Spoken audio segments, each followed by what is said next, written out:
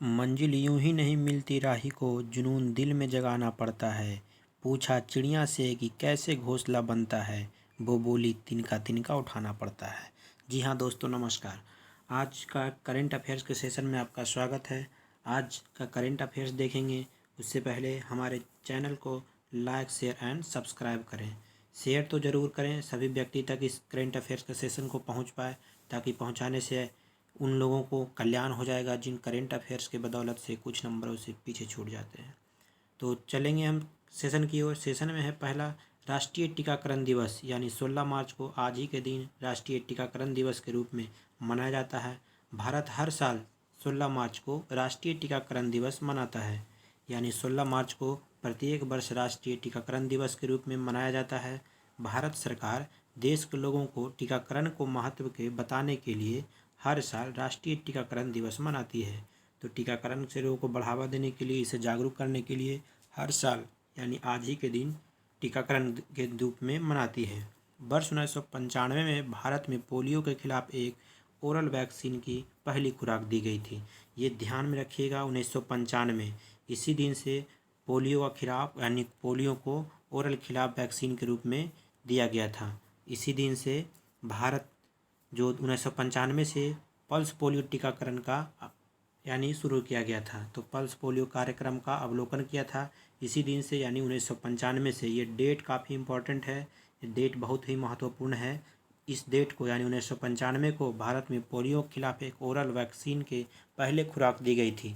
इसी दिन यानी 1995 को ही, वर्ष 1995 को ही पल्स पोलियो कार्यक्रम का अवलोकन कर रहा है। राष्ट्रीय टीकाकरण दिवस मनाने के पीछे मुख्य उद्देश्य सभी लोगों को पोलियो से बचाव के लिए जागरूक करना और इसे पूरी तरह से दुनिया से मिटाना है।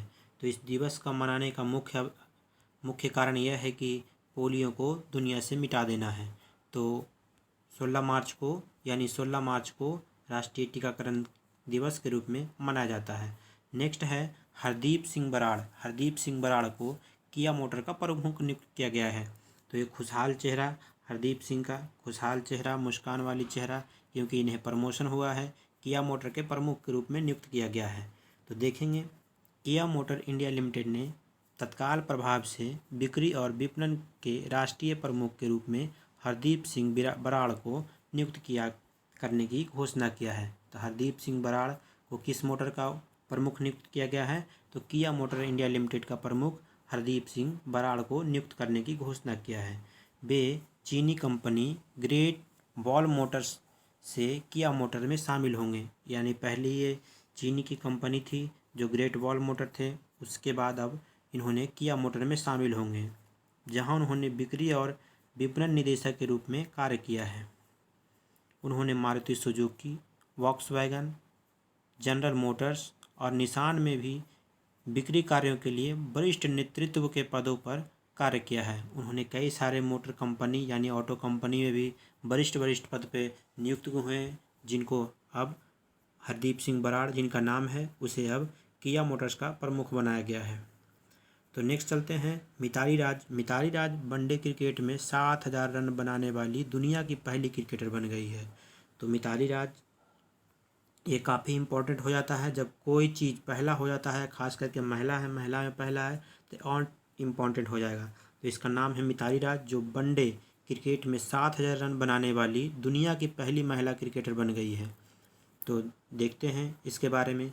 भारत की कप्तान मिताली राज ने बड़ी उपलब्धि हासिल किया है। तो भारत की जो कप्तान है मिताली राज, यानी महिला क्रिकेट के कप्तान है मिताली राज, जो बड़ी उपलब्धि हासिल की है।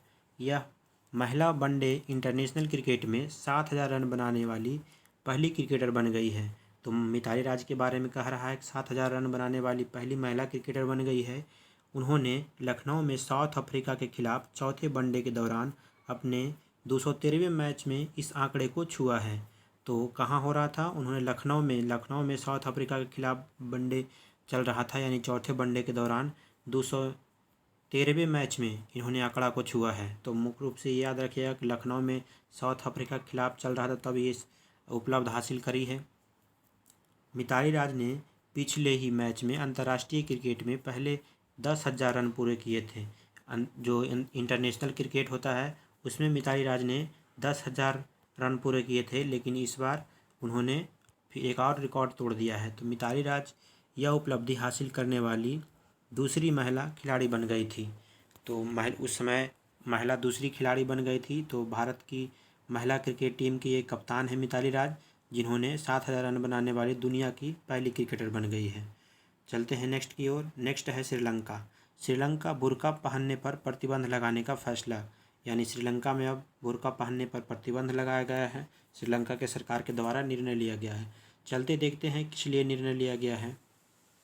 तो निर्णय है, स्विट्जरलैंड के बाद श्रीलंका ने भी बुर्का पहनने पर प्रतिबंध लगाने का फैसला किया है। श्रीलंका में बुर्का पहनने पर बैन करने की घोषणा किया है। इससे पहले स्विट्जरलैंड में पूरी तरह से बैन था। इसके साथ ही देश भर में 1,000 से ज़्यादा इस्लामिक स्कूलों को भी बंद करने की तैयारी में है। तो ये श्रीलंका सरकार के फैसला लिया गया है, बंद करने की तैयारी में है। पब्लिक सिक्योरिटी मंत्री, जो वहाँ के पब्लिक सुरक्षा मंत्री जो है, सिक्योरिटी मंत्री हैं, शरतबीर शेखरा, उनका नाम है मंत्री का, शरतबीर शेखरा ने एक प्रेस कॉन्फ्रेंस में बताया कि राष्ट्रीय सुरक्षा के लिहाज से बुर्का पहनने पर बैन लगाया गया है। नेशनल सिक्योरिटी के लिहाज से बुर्का पहनने पर बैन लगाया गया है। किस देश में? श्रीलंका में। 2019 में ईस्टर पर चर्च और होटलों पर हुए आतंकी हमलों के बाद बौद्ध धर्म को मानने वाले इस देश ने बुर्का पहनने पर अस्थायी रूप से रोक लगा दी थी। जो इस समय चर्च में काफ़ी हमला हो गया था, काफ़ी लोगों की जान चली गई थी एवं कई लोग तबाह हो गए थे, बर्बाद हो गए थे, काफ़ी लोग घायल हो गए थे। उसी के कारण ये उस समय अस्थायी रूप से बैन लगाया गया था। लेकिन अब श्रीलंका के बारे में कहा जाता है कि ये पूरी तरह से बंद करने का योजना बना रहा है। तो श्रीलंका के राष्ट्रपति हैं गोतबाया राजपक्षे, वहाँ के प्रधानमंत्री महिंद्रा राजपक्षे हैं। तो श्रीलंका देखेंगे। नेक्स्ट देखेंगे हिंद महासागर, पहली जीनोम मैपिंग परियोजना शुरू, यानी हिंद महासागर में पहली जीनोम मैपिंग परियोजना शुरू होगी। तो हिंद महासागर में जीनोम, ये भारत है, ये प्यारा भारत है, यहाँ पे पूरा हिंद महासागर है। हिंद महासागर में ही इस योजना यानी जीनोम मैपिंग का परियोजना जो है चलाया जा रहा है। तो देखेंगे जीनोम मैपिंग परियोजना ये क्या है, कैसे काम करता है। हिंद महासागर ने नेशनल इंस्टीट्यूट ऑफ ओशनोग्राफी यानी NIO जीनोम मैपिंग की अपनी पहली तरह की पहली परियोजना शुरू करेगी, यानी जीनोम मैपिंग की अपनी तरह की पहली परियोजना शुरू करेगी। किस महासागर में? तो हिंद महासागर में। इसे याद रखिएगा, क्वेश्चन में आएगा जीनोम मैपिंग की पहली तरह की परियोजना कहाँ शुरू की जाएगी। 4 को ऑप्शन दे दिया जाएगा, अंटार्कटिका महासागर, प्रशांत महासागर एवं हिंद महासागर एवं और आर्कटिक महासागर। तो ये हिंद महासागर इसका ऑप्शन सही होगा। तो ये जीनोम मैपिंग का परियोजना कहाँ शुरू किया गया है? तो हिंद महासागर में। हिंद महासागर में पृथ्वी की पानी की तरह का लगभग 20% हिस्सा है और इसलिए यह दुनिया का तीसरा सबसे बड़ा जल क्षेत्र है। दुनिया का तीसरा सबसे बड़ा क्षेत्र है हिंद महासागर। इसका उद्देश्य हिंद महासागर में सूक्ष्म जीवों के जीनोम मैपिंग के नमूने को इकट्ठा करना है, यानी सूक्ष्म जीवों जितना भी है उसको जीनोम मैपिंग के नमूने को इकट्ठा करने का उद्देश्य से जीनोम मैपिंग किया जा रहा है, यानी हिंद महासागर में इसका परियोजना का शिलान्यास किया जा रहा है, शुरू किया जा रहा है। जलवायु परिवर्तन, पोषक तनाव और बढ़ते प्रदूषण के लिए जैव रसायन और महासागर की प्रतिक्रिया को भी समझना भी आवश्यक है। जितना भी अभी ग्लोबल वार्मिंग हो रहा है, ये जलवायु भी बहुत परिवर्तन हो रहा है, उसी का उद्देश्य यानी पोषक तनाव और प्रदूषण बढ़ने के लिए जैसे रसायन महासागरों की प्रतिक्रिया को समझना भी आवश्यक हो गया है। तो ये हिंद महासागर में जीनोम मैपिंग जो तैयार किया जा रहा है परियोजना, ये हिंद महासागर में परियोजना का शुरुआत किया जा रहा है। नेक्स्ट चलेंगे द ग्रैमी। 63वीं ग्रैमी पुरस्कार बन की शुरुआत हुई है, यानी लॉस एंजिल्स में आयोजित 63वीं ग्रैमी अवार्ड को मार्च 2021 को टेलर स्विफ्ट और बिल्ली इलिश को ने शीर्ष पुरस्कार जीता है। तो ये ग्रैमी अवार्ड किसको मिला है? टेलर स्विफ्ट को और बिल्ली इलिश को शीर्ष पुरस्कार यानी सर्वोच्च पुरस्कार से सम्मानित किया गया है। टेलर स्विफ्ट को उनके लॉकडाउन एल्बम फोकलोर के लिए एल्बम ऑफ द ईयर से सम्मानित किया गया है। तो उनके जो लॉकडाउन एल्बम जो हैं फोकलोर के लिए एल्बम ऑफ द ईयर से सम्मानित किया गया है, जबकि बिली इलिश को एवरीथिंग आई वांटेड के रिकॉर्ड ऑफ द ईयर जीता है। तो एवरीथिंग आई वांटेड ने रिकॉर्ड ऑफ द ईयर जीता है, इसीलिए उन्हें यह पुरस्कार से सम्मानित किया जा रहा है। स्वीट पहली महिला कलाकार हैं जिन्होंने 3 बार एल्बम ऑफ द ईयर जीता है। तो इसको यानी स्विफ्ट को 3 बार एल्बम ऑफ द ईयर जीतने वाली महिला बन गई है। इसके पहले 2010 और 2016 में पुरस्कार जीता था।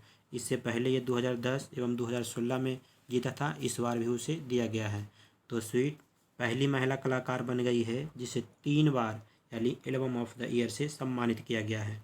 ये इम्पॉर्टेंट हो जाता है इस मकसद से। नेक्स्ट चलते हैं विराट कोहली। T20 में 3000 रन बनाने वाले प्रथम बन गए हैं विराट कोहली। तो इसके बारे में देखेंगे हम। विराट कोहली T20 इंटरनेशनल में 3000 रन बनाने वाले पहले बल्लेबाज बन गए हैं। तो विराट कोहली 3000 रन बनाने वाले पहले बल्लेबाज बन गए हैं। कोहली ने मार्च 2021 को अहमदाबाद के नरेंद्र मोदी स्टेडियम में इंग्लैंड के खिलाफ दूसरे T20 अंतर्राष्ट्रीय मैच के दौरान उपलब्धि प्राप्त किया है। तो ये नरेंद्र मोदी स्टेडियम में अहमदाबाद के यानी 14 मार्च 2021 को यह रिकॉर्ड या लक्ष्य को पूरा किया है। उनके अब 87 T20 आई मैचों से 3001 रन है। न्यूजीलैंड के मार्टिन गुप्तिल T20 क्रिकेट की सूची में दूसरे स्थान पर है। उन्होंने 99 मैचों में 2839 रन बनाए हैं। तो दूसरा स्थान न्यूजीलैंड के खिलाड़ी का है, लेकिन पहला स्थान विराट कोहली का है। तो विराट कोहली भारतीय टीम के कप्तान हैं। विराट कोहली को 3000 रन बनाने वाले पहले बल्लेबाज के रूप में नामित किया गया है। नेक्स्ट है जापान और ऑस्ट्रेलिया भूरे कोयले से हाइड्रोजन का उत्पादन शुरू। यानी जापान और ऑस्ट्रेलिया के द्वारा भूरे कोयले से हाइड्रोजन का उत्पादन शुरू करने की परियोजना है। किन देशों के द्वारा? जापान और ऑस्ट्रेलिया के द्वारा। तो जापानी ऑस्ट्रेलियाई उद्यम ने भूरे कोयले से हाइड्रोजन का उत्पादन शुरू किया है। यानी भूरे कोयले से हाइड्रोजन का उत्पादन शुरू करने वाला 2 देश जापान और ऑस्ट्रेलिया है। जापान और ऑस्ट्रेलिया ने $500 मिलियन के इस पायलट प्रोजेक्ट के लिए सहयोग किया है। ये दोनों $500 मिलियन डॉलर का प्रोजेक्ट है। दोनों सहमति जताया है। इसका उद्देश्य यह दिखाना है कि तरलीकृत हाइड्रोजन का व्यावसायिक रूप से उत्पादन किया जा सकता है और इसे विदेशों में सुरक्षित रूप से निर्यात किया जा सकता है। ये दूसरे देशों में, दूसरे कंट्री में निर्यात करने की भी इसकी योजना है। तो जापान और ऑस्ट्रेलिया के द्वारा यह प्रोजेक्ट बनाया गया है। दोनों देशों ने तरलीकृत हाइड्रोजन के लिए पहली अंतर्राष्ट्रीय आपूर्ति श्रृंखला बनाने की योजना बनाई है। तो 2 देशों के द्वारा ये मुख्य रूप से क्वेश्चन आएगा कि जापान और ऑस्ट्रेलिया के द्वारा भूरे कोयले से हाइड्रोजन बनाने का उत्पादन शुरू किया गया है। तो नेक्स्ट पे चलते हैं। नेक्स्ट है cathedral city of the India. ये कुछ अंतिम में अद्भुत प्रश्नों से आपको रूबरू कराते हैं। तो इसी तरह आज का अद्भुत प्रश्न है, जो कैथेड्रल सिटी ऑफ इंडिया किसे कहा जाता है? तो इसका आंसर है भुवनेश्वर को कैथेड्रल सिटी ऑफ इंडिया के रूप में जाना जाता है। यानी उड़ीसा की राजधानी भुवनेश्वर को कैथेड्रल सिटी के रूप में जाना जाता है। तो इसी के साथ इस करेंट अफेयर्स के सेशन को समाप्त करते हैं। फिर मिलेंगे किसी अन्य सेशन के साथ। तब तक के लिए धन्यवाद।